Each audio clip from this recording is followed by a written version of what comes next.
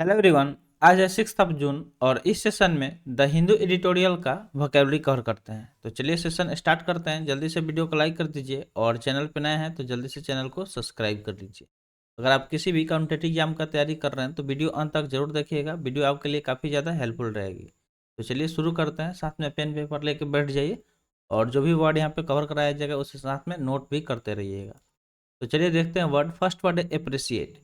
Appreciate की बात करें तो यहाँ पे एक वर्ब की तरह काम कर रहा है। तो वर्ड के साथ साथ हम लोग ये भी देखें कि ये कौन सा पार्ट्स ऑफ स्पीच है, क्योंकि बहुत सारा एग्जाम है जिसमें डायरेक्टली पार्ट्स ऑफ स्पीच से क्वेश्चन बन जाता है। ठीक है, और वहाँ पे ऐसे वर्ड दे दिया जाएगा और पूछ लिया जाएगा कि ये कौन सा पार्ट्स ऑफ स्पीच है। तो अगर आप अभी से ही देखेंगे तो आपको पता चल जाएगा धीरे धीरे। आपको मतलब आप धीरे धीरे जब हमेशा देखेंगे कि ये कौन सा पार्ट्स ऑफ स्पीच है तो आप इजीली आइडेंटिफाई कर सकेंगे और आप अच्छा स्कोर भी कर पाएंगे एग्जाम में। तो चलिए इसका मीनिंग देखते हैं। अप्रिसिएट का मीनिंग क्या होता है? इसका मीनिंग होता है टू वैल्यू और एडमायर हाईली, यानी कि किसी चीज़ के वैल्यू को बढ़ा देना या फिर एडमायर कर देना। उस एडमायर मतलब क्या होता है? तारीफ कर देना, प्रशंसा कर देना। ठीक है, अप्रिसिएट मतलब क्या हो गया कि किसी को वैल्यू दे देना, उसका एडमायर कर देना, बहुत ज़्यादा प्रशंसा कर देना, यानी कि अधिमूल्यित। इसका हिंदी मीनिंग हो जाएगा, क्या हो जाएगा? अधिमूल्यित। अगर सिनोनिम्स की हम बात करें तो वैल्यू, रिस्पेक्ट, प्राइज या फिर चेरिश, ये सारे सिनोनिम्स हो जाएंगे। किसी का वैल्यू कर देना, रिस्पेक्ट यानी कि आदर कर देना, उसे प्राइज दे देना, सम्मान दे देना। ठीक है, चेरिश कर देना, डेट इज अप्रिसिएट। यानी कि अगर आप किसी के साथ ये सब करेंगे तो वो थोड़ा सा उसको पॉजिटिविटी फील आएगा। ठीक है, और मान लीजिए कि वो जो काम कर रहा है अगर पहले 80% कर रहा है तो बाद में वो आपको 95 या फिर 100% काम करके देगा। मान लीजिए कि आपका कोई इम्प्लॉई है, आप बॉस हैं किसी कंपनी के, अगर आप सारे अपने जो भी इम्प्लॉई हैं उसको अप्रिसिएट कर रहे हैं, उसको रिस्पेक्ट कर रहे हैं, तो बदले में वो भी आपको रिस्पेक्ट देगा और आपका काम भी वो अच्छे से करेगा, ढंग से करेगा। ठीक है, तो आई होप आपको वर्ड समझ में आ गया होगा। बढ़ते हैं नेक्स्ट वर्ड की तरफ। नेक्स्ट वर्ड है इंटीग्रेटेड, जो कि एक एडजेक्टिव की तरह काम कर रहा है। इंटीग्रेटेड यहाँ पे क्या है? एडजेक्टिव की तरह काम कर रहा है, जिसका मीनिंग होता है डिसरीगेटेड स्पेशली रेशियली। ठीक है, यानी कि इंटीग्रेटेड मतलब होता है कि कोई चीज़ जो एकीकृत हो, एक जगह रखा गया, उसको बोलते हैं इंटीग्रेटेड। अगर सिनोनिम्स की बात करें तो यूनिफाइड, यानी कि एक साथ कर देना। यूनिटी आप जानते हैं तो उसको यूनिफाइड कर देना, कंबाइन कर देना, यानी कि जोड़ देना किसी को एक साथ में। इंटर स्प्रेड, मिंगल्ड, ये सारे सिनोनिम्स जाएंगे। तो इंटर या फिर मिंगल, जैसे आप पिक्चर में यहाँ पे देख पा रहे होंगे कि छोटे छोटे पार्ट्स है। तो आप देखते होंगे जब जो कभी आप घड़ी को खोल के देखिए, कुछ इस तरह का है, उसमें मशीन लगा होता है और सारे एक दूसरे पे डिपेंडेंट होते हैं। जब एक को एक साथ मिला दिया जाता है तो एक मशीन का रूप ले लेता है और हमें टाइम बताता है। तो इंटीग्रेटेड मतलब क्या हो गया? एकीकृत हो गया, जिसका सिनोनिम्स देखें तो यूनिफाइड, कंबाइंड, स्प्रेड या फिर मिंगल्ड हो जाएगा। तो वर्ड के साथ साथ पिक्चर भी देखते रहना है, क्योंकि ये बहुत ज़्यादा हेल्प करता है वर्ड को विजुलाइज करके याद करने में। जैसे मान लीजिए कि आप लैपटॉप का ही बात कर लीजिए या फिर कंप्यूटर का। ठीक है, कंप्यूटर का ही बात कर लीजिए तो कंप्यूटर के जब सीपीयू को ले लीजिए, माउस को ले लीजिए, सारे क्या है? अलग अलग पार्ट्स है। जब उसको हम लोग क्या करेंगे? एक साथ इंटीग्रेट करेंगे तो क्या होगा? असेंबल करेंगे तो एकीकृत करेंगे, तब वो काम करना शुरू करेगा। सीपीयू में भी अगर आप इंटरनली देखें तो बहुत सारा चीज़ है। मदरबोर्ड है, उसमें आईसी है यानी कि चिप है, उसके बाद से रैम है, हार्ड डिस्क है। तो आई होप आपको वर्ड समझ में आ गया होगा। एकदम सटीक एग्जांपल आपको देते हैं ताकि वर्ड को जल्दी से आप समझ सकें, विजुलाइज कर सकें और याद कर पाएँ। अगले वर्ड की बात करें तो अगला वर्ड है इस्टेब्लिश, जो कि एक वर्ब की तरह काम कर रहा है। इस्टेब्लिश की बात करें तो इसका मीनिंग होता है the action of establishing something और बीइंग इस्टेब्लिश, यानी कि ऐसा एक्शन जिसमें कोई सी चीज़ को स्थापित किया जा रहा है या स्थापित हो गया, उसको बोलते हैं इस्टेब्लिश। जैसे मान लीजिए कि गवर्नमेंट है तो आपके एरिया में कोई एक अच्छा स्कूल की स्थापना कर रहा है या फिर कोई एक अच्छा हॉस्पिटल बना रहा है, तो उसको क्या बोलेंगे? प्रतिष्ठानों भी इसको बोल सकते हैं हिंदी में। ठीक है, यानी कि किसी चीज़ को प्रतिष्ठापित किया जा रहा है। सिनोनिम्स की बात करें तो फॉर्मेशन, फॉर्मुलेशन, फाउंडिंग या फिर इनॉग्रेशन, ये सारे सिनोनिम्स हो जाएंगे। अब चलिए यहाँ पे नोट करने वाला चीज़ है कि यहाँ पे जो भी आप वर्ड देख रहे हैं, एक फाउंडिंग को छोड़ के सारे एक लास्ट में ION आया है। तो ये ION को नोट कर लीजिए कि ION एक नाउन सफिक्स होता है। इसका मतलब ये हुआ कि जब भी वर्ड के लास्ट में आईओएन दिखेगा तो वो वर्ड आपके लिए नाउन की तरह काम करेगा। किस पार्ट्स ऑफ स्पीच की तरह काम करेगा? नाउन की तरह। जैसे यहाँ पे इस्टेब्लिशमेंट का बात हो रहा था तो देखिए, मान लीजिए कि कहीं पे पोस्ट ऑफिस बैठा दिया गया। ठीक है, कहीं पे पेट्रोल पंप, कहीं पे स्कूल, इस तरह से चीज़ें को जब इस्टेब्लिश किया जाता है उसको बोला जाता है किसी मतलब स्थापना करना। ठीक है, अगले वर्ड की बात करें तो अगला वर्ड है एम्बिशियस। अब यहाँ पे भी नोट करने वाली बात है कि OUS आया है वर्ड के लास्ट में। और जब भी ओयूएस आए तो वो वर्ड एडजेक्टिव की तरह काम करता है। तो एम्बिशियस की बात करें तो इसका मीनिंग होता है हैविंग और showing a strong desire and determination to succeed. यानी कि देखिए जिस बंदे के पास एम है, तो एम का बात आया तो जल्दी से आप अपना एम कमेंट सेक्शन में कमेंट कर दीजिए कि आप अपने लाइफ में क्या करना चाहते हैं, ठीक है, किस चीज़ का प्रिपरेशन कर रहे हैं। तो जो बंदा क्या कर रहा है कि मतलब जिसके पास बहुत स्ट्रॉन्ग डिज़ायर है, ठीक है, इच्छा है किसी चीज़ को पाने के लिए, डिटर्मिनेशन है, दृढ़ निश्चय करके बैठा हुआ है कि वो लाइफ में सक्सेस होगा ही होगा।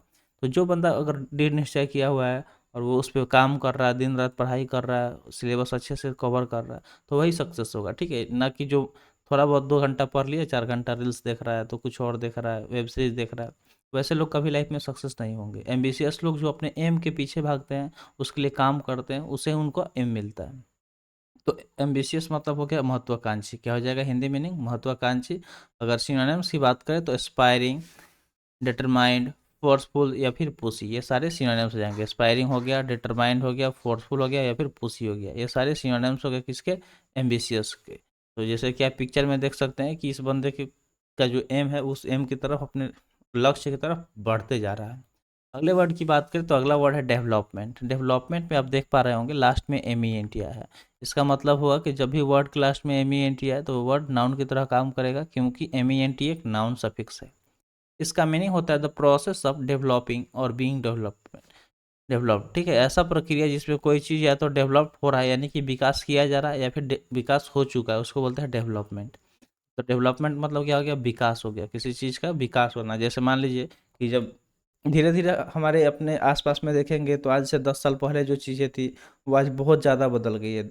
हम अगर अपने यहाँ की बात करें तो मेरा जो गांव है वहाँ पे पहले लाइट नहीं हुआ करता था, ठीक है।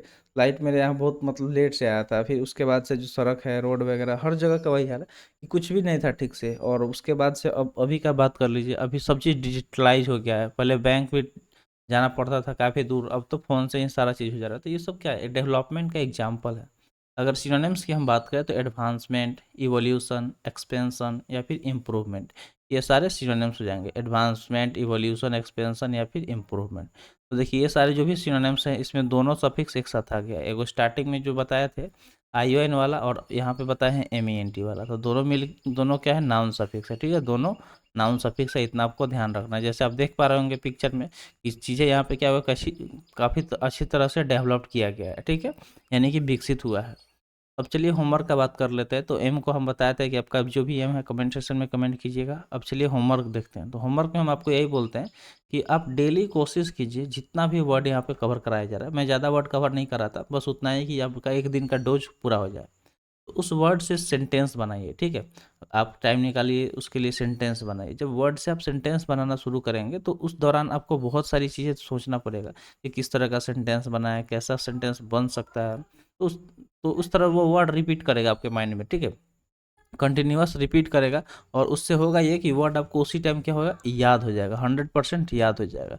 फिर आप जब जो भी आप सेंटेंस बनाएंगे उसे कमेंट सेक्शन में कमेंट करेंगे तो वर्ड आपका जो है रिवाइज भी हो जाएगा, ठीक है, वर्ड रिवाइज भी हो जाएगा। और देखिए इससे क्या होता है कि जो सोचने की क्षमता है वो भी इंक्रीज होता है, कि आप सोच पाएंगे कि किस तरह का सेंटेंस बना है। तो स्टार्टिंग में तो प्रॉब्लम आएगा, तो उसके लिए हम आपको देखिए, अभी तो आप एग्ज़ाम देने नहीं जा रहे हैं ना, एग्ज़ाम जब आपका होगा तब देखेंगे। तो अभी तो आप तैयारी कर रहे हैं, तो तैयारी के दौरान आप हेल्प ले सकते हैं इंटरनेट का, बुक का, किसी भी रिसोर्सेज का, जिसके थ्रू आप अच्छा सेंटेंस बना पाएँ। अगर आप सेंटेंस बनाइएगा तो कमेंट सेक्शन में ज़रूर कमेंट कीजिएगा, ठीक है। तो चलिए बढ़ते हैं नेक्स्ट वर्ड की तरफ। नेक्स्ट वर्ड है सोवेरेनिटी, जो कि एक नाउन की तरह काम कर रहा है। तो वर्ड के लास्ट में टी वाई या फिर आई टी वाई तो वो आए तो वो क्या होता है, नाउन सफिक्स हो जाता है, ठीक है। इसके मीनिंग की बात करें तो सुप्रीम पावर और अथॉरिटी, यानी कि जिसके पास सुप्रीम पावर हो, सर्वोच्च शक्ति हो या अधिकार हो, अथॉरिटी हो, उसको सोवरेनिटी बोलते हैं, यानी कि संप्रभुता इसका हिंदी मीनिंग हो जाएगा, ठीक है। तो अपने देश का एक सोवरेन कंट्री है, ये चीज़ आप अपने अगर देखें प्रेमेबल उठा के तो उसमें सोवरेन वर्ड आया हुआ है, ठीक है।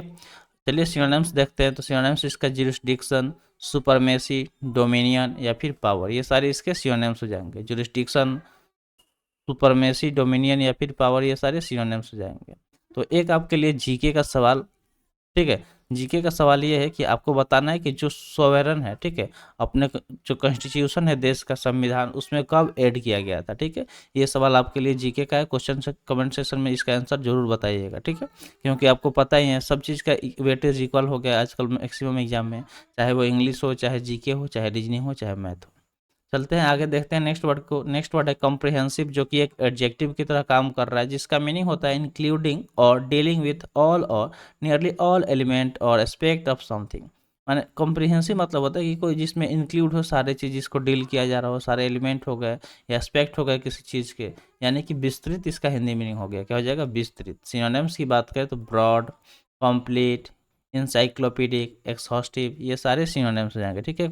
कंप्लीट, ब्रॉड, इंसाइक्लोपीडिक, एक्सहॉस्टिव, ये सब सिनोनिम्स हो गए कॉम्प्रिहेंसिव के, जिसका मीनिंग क्या होता है, विस्तृत। कोई चीज़ जो विस्तृत हो, फैला हुआ, जैसे कि पिक्चर में देख सकते हैं। नेक्स्ट वर्ड की बात करें तो नेक्स्ट वर्ड है डिप्लोमेटिक। डिप्लोमेटिक की बात करें तो यहाँ पे लास्ट में आईसी आया है, जो कि एक एडजेक्टिव सफिक्स है। इसका मीनिंग होता है ऑफ और कंसर्निंग डिप्लोमेसी, यानी कि जो डिप्लोमेसी को कंसर्न कर रहा है। तो डिप्लोमेसी मतलब क्या होता है कि मतलब कूटनीति, क्या होता है, कूटनीतिक। अगर सिनोनिम्स की हम बात करें तो कॉन्सिलियटरी, ग्रेसियस, पोलाइट या फिर स्ट्रेटेजिक। देखिए यहाँ पे आईसी आया है तो आईसी ऊपर बता दिए हैं। अब देखिए यहाँ पे ओईवेस आया है, तो जब भी वर्ड क्लास में ओईवेस आए, शुरू में ही बताया थी कि क्या होता है, एडजेक्टिव सफिक्स होता है। सब कुछ नोट करते रहना भाई, वरना दिक्कत होगा। अगर अभी से आप नोट करेंगे तो ज़्यादा टाइम नहीं लगता, छोटा छोटा चीज़ आप डेली सीखते जाएंगे, सीखते जाएंगे। एक टाइम ऐसा आएगा कि भाई छोटा छोटा बहुत ज़्यादा हो जाएगा आपके लिए, और आप इजीली एग्जाम क्लियर कर पाएंगे, ठीक है। तो रेगुलरिटी रखिए अपने हर चीज़ में, हर चीज़ को रेगुलर बेसिस पे काम कीजिए, तब जाके आप अच्छा कर पाएंगे। क्योंकि इसका आजकल करोड़ों लड़के एक ही एग्जाम का तैयारी कर रहे हैं, और जो अलग भी एग्जाम का तैयारी कर रहा है वो फॉर्म सबका डाल रहा है। तो आप सोच सकते हैं कि कंपटीशन लेवल कितना हाई हो गया आज के ज़माने में। तो डिप्लोमेटिक क्या हो गया, कूटनीतिक हो गया, जिसका सिनोनिम्स होता है कॉन्सिलिएटरी, ग्रेसियस, पोलाइट या फिर स्ट्रेटेजिक। अगले वर्ड की बात करें तो अगला वर्ड है स्पार्क, जो कि एक वर्ब की तरह काम कर रहा है, जिसका मीनिंग होता है इमिट स्पार्क ऑफ फायर और इलेक्ट्रिसिटी। आप कभी देखे होंगे, अगर नहीं देखे हैं तो कभी गौर कीजिएगा। जहाँ दो अगर इलेक्ट्रिक वायर है, ठीक है, मान लीजिए कि इलेक्ट्रिक वायर है और एक इधर से जा रहा है और यहाँ से एक जा रहा है, जाके अगर कहीं हल्का सा भी टच होता है ना, तो वहाँ से स्पार्किंग होता है, यानी कि वहाँ से चिंगारी टाइप का निकलता है। या फिर आप कभी देखे होंगे लोहे वगैरह का जो दुकान होता है, जहाँ वेल्डिंग किया जाता है, कहीं पुल वगैरह बनता है तो देखते होंगे, तो जब स्पार्किंग होता है, जब किसी लोहे को जोड़ा जाता है एक साथ, तो स्पार्किंग होता है, ठीक है। तो स्पार्क मतलब क्या होता है कि कोई चीज़ जो चमक रहा हो, चमकना। सिनोनिम्स की बात करें तो फ्लैश, ग्लेम, ग्लिमर या फिर ग्लिंट। जैसे आप बचपन में जब दिवाली मना रहे होते थे तो उस टाइम इस तरह का आपको स्पार्कलिंग दिखता था, किस चीज़ में, जो फुलझड़ियाँ होती थी उसमें, ठीक है। तो फ्लैश, ग्लिम, ग्लिमर या फिर ग्लिंट, ये सारे सिनोनिम्स हो जाएंगे स्पार्क के, जिसका मीनिंग होता है चमकना। अब चलिए बढ़ते हैं आगे, इसको नोट कर लीजिए जल्दी से, ये काफ़ी इजी वर्ड है, कॉमन है, फिर भी इसका जो सिनोनिम्स है उससे क्वेश्चन आ सकता है, तो ये नोट कर लीजिएगा। नेक्स्ट वर्ड दिया गया इनिशिएटिव। इनिशिएटिव की बात करें तो ये एक नाउन की तरह काम कर रहा है। तो चलिए इसका मीनिंग जानते हैं कि क्या होता है। इसका मीनिंग होता है officially action that is taken to solve a problem और इम्प्रूव ए सिचुएशन। मान लीजिए कि कोई प्रॉब्लम चल रहा है या फिर कोई सिचुएशन जो काफ़ी बुरा चल रहा है, तो उसको सॉल्व करने के लिए, जो ऑफिशियली कोई एक्शन लिया जाता है, उसको बोलते हैं इनिशिएटिव। तो गवर्नमेंट, आप देखते होंगे करंट अफेयर्स पढ़ते हैं तो हमेशा कोई ना कोई, हर जगह कोई किसी ना किसी तरह का इनिशिएटिव लिया जाता है। यानी कि इनिशिएटिव मतलब क्या है कि कोई चीज़ जो पहले स्टार्ट किया जाता है, पहल, ठीक है। इनिशिएटिव मतलब होता है पहल। अगर सिनोनिम्स की बात करें तो एंटरप्राइज, इन्वेंटिवनेस, रिसोर्सफुलनेस या फिर कैपेबिलिटीज, ये सारे सिनोनिम्स हो जाएंगे, ठीक है। एनईएस वर्ड वाले भी क्या होते हैं, नाउन सफिक्स होते हैं। एनईएस वर्ड वाले भी क्या होते हैं, नाउन होते हैं, ठीक है, ये नाउन होते हैं। क्योंकि जब भी वर्ड क्लास में एनी एस आता है, एनी डबल एस, वो नाउन हो जाता है, ठीक है, वो नाउन सफिक्स है। अब चलिए इसको समझते हैं थोड़ा सा एक फनी एग्जांपल के साथ। जैसे इनिशिएटिव की बात करें तो आप मान लीजिए कि कहीं आपको इनवाइट किया गया है, आपके दोस्त या कहीं रिलेशन में, तो आप बस सब, आप क्या, सब लोग वेट में करते रहते हैं कि कब खाना शुरू होगा। और जैसे ही कोई पहला बंदा इनिशिएटिव लेता है, जैसे जैसे वो जाएगा खाने का प्लेट उठाने, उसके बाद आप देखिएगा कुछ इस तरह का पूरा लाइन लग जाता है कि चलो भाई खाना शुरू हो गया, खाओ। तो समझ गए इनिशिएटिव, तो इनवाइट, इनिशिएटिव रिलेट करके इसको याद कर लीजिएगा, ठीक है।